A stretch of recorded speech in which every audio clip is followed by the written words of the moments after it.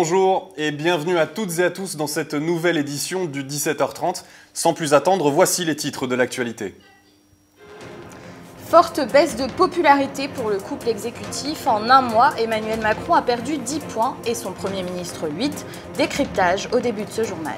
Regain de tension au Proche-Orient. Hier, à Jérusalem, 5 Palestiniens sont morts lors d'affrontements avec la police israélienne.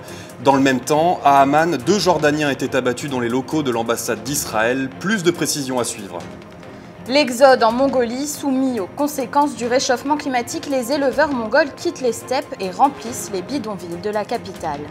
Et on terminera avec un nouvel épisode de notre scénerie culte JTPV, j'ai testé pour vous. Cette fois-ci, Léa Bons nous emmènera piquer une tête au bassin de la Villette qui vient de s'ouvrir aux nageurs. Mais on commence par un autre plongeon, celui de l'exécutif. La cote de popularité du président Macron passe de 64 à 54%. Alors, trop autoritaire, communication trop calculée, les explications d'Andrea Le Bourgeois. Premier désaveu pour Emmanuel Macron. Au mois de juillet, 54% des Français seulement se disent satisfaits du chef de l'État. Il baisse donc de 10 points selon le sondage IFOP pour le journal du dimanche. On a la confrontation avec le général de Villiers qui a pas mal marqué l'opinion publique, mais on a aussi dans la fonction publique des fonctionnaires qui sont très remontés contre le gel du point d'indice, les coupes budgétaires et puis la restauration du jour de carence. On a également dans l'électorat de droite retraité des critiques sur la hausse de la CSG. Paierait-il également son excès de communication, le couac sur la taxe d'habitation ou encore la baisse des aides personnelles au logement? Sa cote de popularité a chuté de moins 10 points en un mois seulement. Pourtant, rien d'alarmant pour l'instant. À la même période, celle de François Mitterrand était de 47%, 39% pour Jacques Chirac, 66% pour Nicolas Sarkozy et 56% pour François Hollande. La forte séquence internationale du début de mandat n'aura donc pas totalement convaincu. D'autres enjeux attendent d'Emmanuel Macron. Les Français, à la rentrée, ils jugeront surtout le président sur les premiers résultats sur le chômage, la réforme du travail qui commence à les inquiéter, la rentrée scolaire, et puis quelques dossiers emblématiques sur l'environnement, Notre-Dame-des-Landes.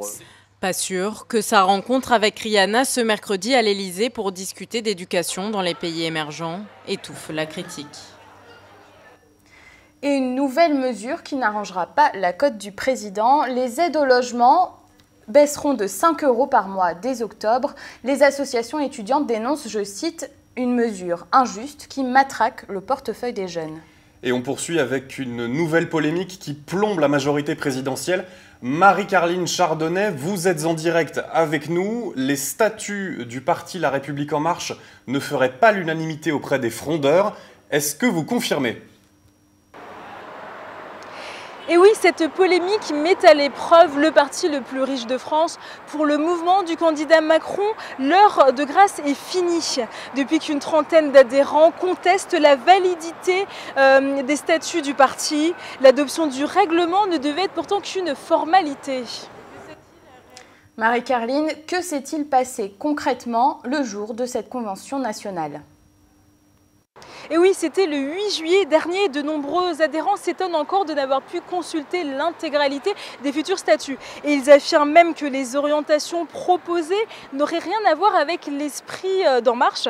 Alors ces militants très remontés ont décidé d'obtenir tout simplement l'annulation du scrutin. Ils ont donc déposé un référé au tribunal de grande instance de Créteil dans le Val-de-Marne, estimant que le délai légal pour soumettre ces statuts n'avait pas été respecté. Et si la direction du parti ne semble pas s'inquiéter, les plaignants, qui représentent 600 comités locaux, iront jusqu'au bout. L'audience de référé est fixée demain à 13h30. Et on passe maintenant à la menace de nouveaux incendies dans le sud de la France. Depuis dimanche soir, en raison de la violence des vents, les autorités craignent d'autres départs de feu. Oui, les 9 massifs du Var sont en risque incendie, dont 7 en risque exceptionnel. C'est le degré d'alerte le plus important. À l'étranger maintenant, le Conseil de sécurité de l'ONU se réunit aujourd'hui pour trouver une issue diplomatique aux tensions qui animent le Proche-Orient. Et oui, depuis vendredi, 5 Palestiniens ont été tués, tout comme 3 Israéliens. Le récit de Tiffaine Pocolandel. Depuis 3 jours, les rues de Jérusalem-Est sont le théâtre d'affrontements entre policiers israéliens et manifestants palestiniens. Les violences ont déjà causé la mort de 8 personnes. À l'origine de ce regain de tension, un dispositif de sécurité installé à l'entrée de l'esplanade des mosquées après le meurtre de 2 policiers israéliens le 14 juillet dernier. Ces portiques affectent notre religion. On va là-bas pour prier Dieu. Il ne devrait pas y avoir de porte qui nous empêche de rentrer. Ils nous rendent la vie difficile de manière brutale. Ce qu'ils veulent, c'est juste contrôler cet endroit. Depuis l'apparition des portiques il y a une semaine, les fidèles musulmans ont décidé de prier à l'extérieur du lieu saint en signe de protestation. En parallèle, des mouvements de solidarité se sont formés, comme par exemple à Bethléem en Cisjordanie, où des Palestiniens ont prié devant des répliques des portiques controversés avant d'y mettre le feu. Malgré le regain de tension, Israël a fait savoir qu'il n'avait pas l'intention de retirer son barrage de sécurité. Nous n'avons rien contre les Arabes. C'est pour notre sécurité, la vôtre. C'est une question de sécurité pour tous.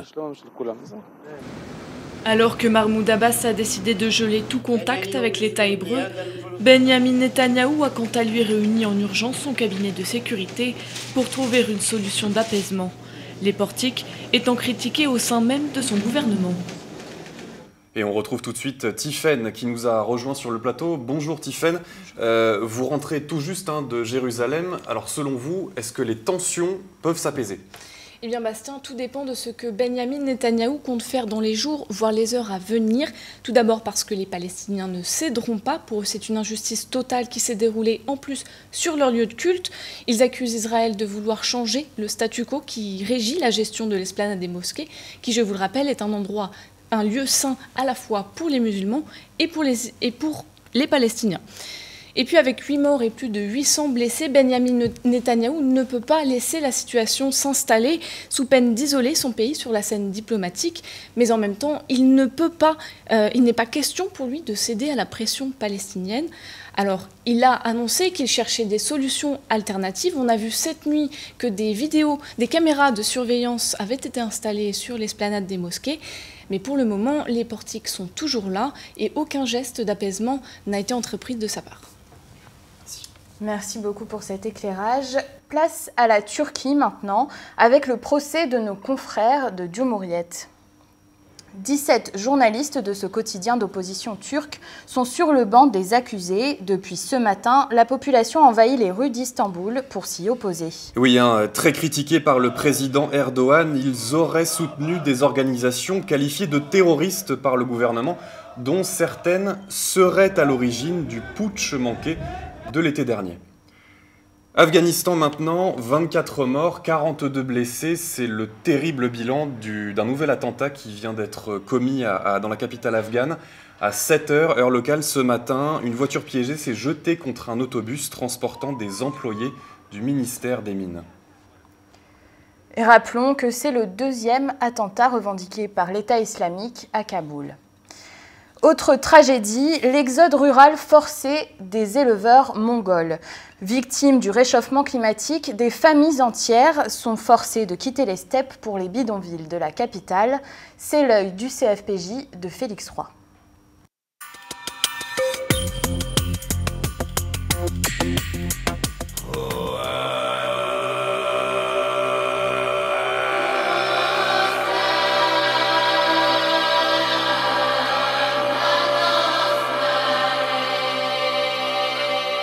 Le désert de Gobi, en Mongolie. Les Kalmouks sont des nomades, voyageurs, éleveurs de chèvres et de chameaux. La Mongolie dispose de la plus faible densité de population au monde, à peine 2 habitants au kilomètre carré. Le mode de vie des Kalmouks est dicté par la nature, mais le réchauffement climatique a changé la donne. Le zdoud, l'hiver en langue mongole, est chaque année de plus en plus rigoureux. Les pâturages ne reverdissent plus, les troupeaux dépérissent. Il y a 20 ans, plus de la moitié des Mongols étaient nomades. Aujourd'hui, ce mode de vie tend à disparaître. Désespérés, les Kalmouks et les autres tribus s'entassent de l'autre côté de cette route en périphérie d'Oulan-Bator, la capitale du pays. Peu habitués au mode de vie sédentaire et abandonnés par les autorités, ils parviennent tout juste à survivre. Parfois, on n'a rien à manger pendant 1 ou 2 jours. Certains jours, on rate un repas pour pouvoir économiser de la nourriture et manger le lendemain. Comme ça, on ne passe pas 2 jours sans manger. Seule réponse du gouvernement, l'interdiction formelle de s'installer proche de la capitale. Mais les Kalmouks n'ont pas le choix, la faim et l'insalubrité sont partout. Il y a des endroits où il est illégal de s'installer. On ne peut pas y vivre. Alors certains habitent dans des zones illégales. C'est pour ça qu'il n'y a pas d'infrastructure, pas de transport, pas d'électricité et pas d'accès à l'eau. Aujourd'hui, 2 des 3 millions de Mongols habitent la région d'Oulan-Bator. Le nouveau président élu le 10 juillet dernier est un milliardaire se définissant lui-même comme un disciple de Donald Trump. Pour les éleveurs, il a débloqué une aide de 5 € par famille et par année. Pas sûr que cela suffise à sauver les Kalmouks qui, comme 180 millions de réfugiés climatiques dans le monde, n'ont toujours pas de statut officiel. Allez, on ouvre maintenant une page sportive. Qui a déclaré, Aurélie, le Tour de France, c'est 3500 km de sourire? Je suis pas sûre de la réponse. Eh bien, c'est Christian Prudhomme, le directeur général du Tour, et notre amoureuse de la pédale, mais aussi du guidon, Solène Rioux, va nous montrer qu'il avait bien raison. De la montagne, des virages et de la sueur, mais pas seulement. Le Tour de France, c'est également une grande fête populaire. En famille ou entre amis, venant de tous les horizons, petits et grands restent sous le charme de la grande boucle. Je les regarde faire du vélo. Le Tour de France is a huge sporting celebration, celebrated across a lot of different nations, but also the opportunity for everyone to have fun and come together and party. This is like 3 weeks of stories. Story continues and it builds all the way through, and then you end up here, which is brilliant. Ivresse du départ, magie de l'arrivée, le Tour de France suscite également un engouement médiatique considérable. Plus de 2000 journalistes et consultants ont suivi cette 104e édition. Pour eux, l'esprit festif du Tour n'est plus approuvé. Ça fait de nombreuses années que je suis sur le Tour et c'est vrai qu'on s'y habitue, mais c'est toujours avec plaisir de retrouver le Tour de France avec autant de monde sur le bord de la route. Une médiatisation qui renforce la popularité des coureurs. Les grandes stars du Tour, ce sont eux et ça se voit. Quand on voit que la route s'ouvre juste devant nous, que la foule s'écarte quand on arrive, voilà, parfois ça donne des frissons et c'est vrai que ça nous fait avancer un peu plus vite. The spectators are a massive part of the race and they create the atmosphere that makes us want to go as hard as we can and put on a good show. Quand ça hurle sur le bord de la route dans l'école, c'est sûr que ça pousse. C'était moins dur aujourd'hui, mais aujourd'hui ça sera plus champagne et la fête après. Et il y en a un qui n'a pas attendu la fin de la course pour faire la fête hier. C'est Christopher Froome qui a sabré le champagne sur son vélo. Et Guillaume Petsac nous a rejoint pour le point sport. Merci.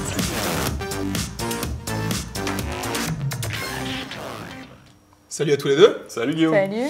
Alors au lendemain de cette fin de Tour de France, de cette fin de l'édition 2017, comme on l'a vu avec Solène, on va faire un premier bilan sportif avec quelques chiffres. Le bilan, il est plutôt bon. Pour les Français, 5 victoires d'étape cette année, un record depuis 2012. Il y a également la 3e place au classement général de Romain Bardet, qui a une grande satisfaction, comme la 2e place au classement des équipes d'AG2R, la mondiale. La vraie bonne surprise finalement, c'est le grimpeur breton Warren Barguil, 25 ans, 2 victoires d'étape prestigieuses en montagne sur ce Tour de France et un maillot à poids ramené jusqu'à Paris. Une belle promesse donc pour l'avenir, un avenir qu'il espère aussi radieux que la carrière de Christopher Froome.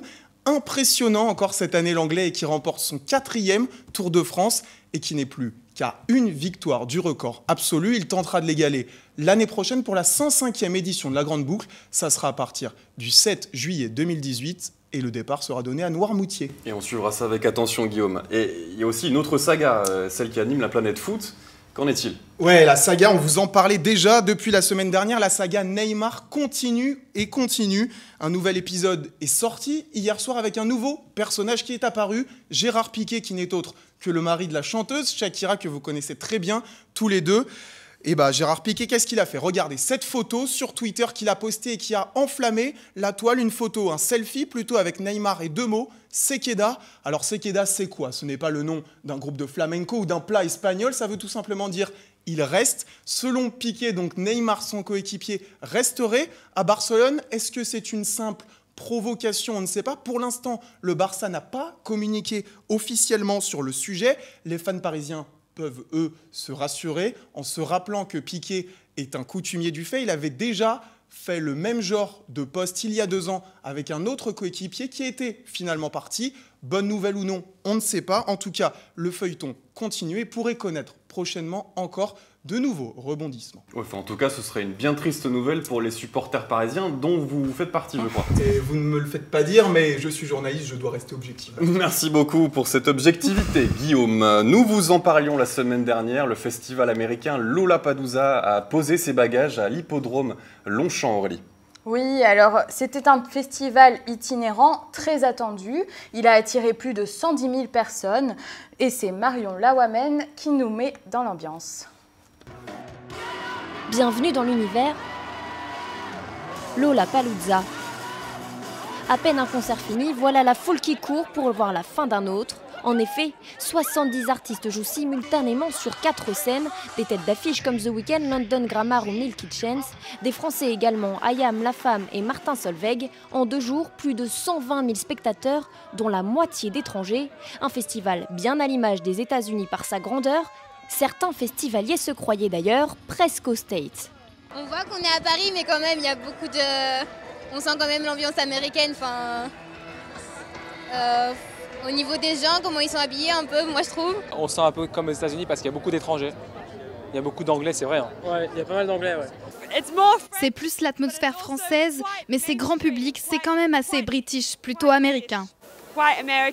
L'apothéose du festival, c'était les Red Hot Chili Peppers. Après les rumeurs sur la séparation du groupe californien, les fans du monde entier sont venus spécialement pour eux. Parce qu'on est fans. On suit un peu partout en Europe. Je suis ici pour Red Hot Chili Peppers. Red Hot Chili Peppers, yeah. I'll show you. Yeah. La première édition est un succès. Le Lollapalooza à Paris tend à devenir un rendez-vous incontournable des festivaliers du monde entier. Il sera de retour l'été prochain.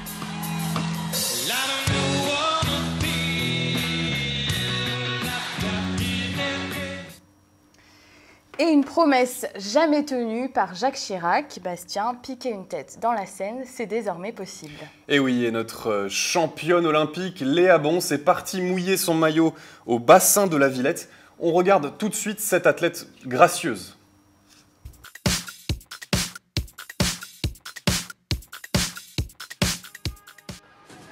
Aujourd'hui, nous sommes au cœur de Paris, sur le bassin de la Villette. Et comme vous pouvez le voir, il fait très chaud. Et incroyable mais vrai, on va se baigner. Pour cela, il faut d'abord que je me mette en maillot. Voilà qui est fait. Maintenant, on va tester.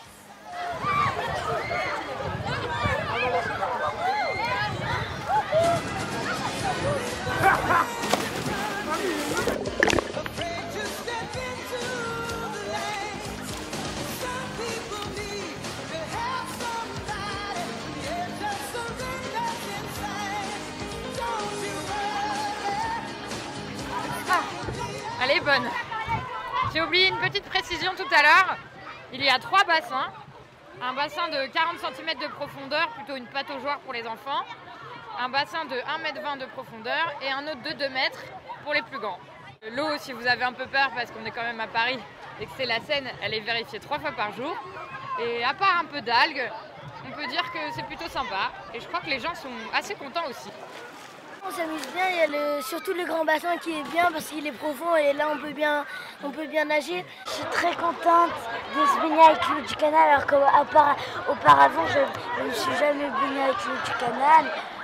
C'est bien, il y a plusieurs bassins. J'espère que ça vous a donné envie de venir. En tout cas, c'est ouvert tous les jours de 8h à 21h et ça jusqu'à fin août. Moi, je vais un peu en profiter. Et la baignade, ce ne sera peut-être pas pour aujourd'hui, malheureusement. On fait le point avec la météo de Jawad Eitamer.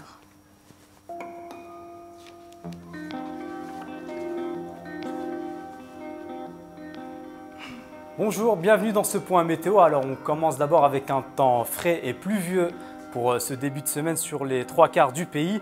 Seul le pourtour méditerranéen restera ensoleillé. Le nord-ouest et la région parisienne resteront couvertes.